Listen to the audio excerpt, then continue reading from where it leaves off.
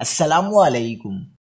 کراچی کے گھر میں لرزہ خیز ڈکیتی واردات کے لیے گھسنے والے 3 ڈاکو پولیس مقابلے میں ہلاک۔ کیا آپ حالات حاضرہ سے آگاہی حاصل کرنا چاہتے ہیں؟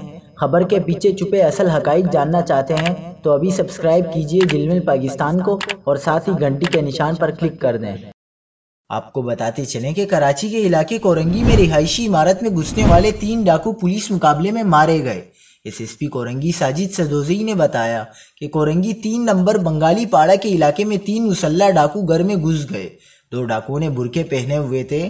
ساجد سدوزئی کا کہنا تھا کہ ڈاکو نے گھر میں داخل ہوتے ہی گراؤنڈ فلور پر موجود فیملی کو یرغمال بنا کر زیورات اور رقم چھین لی۔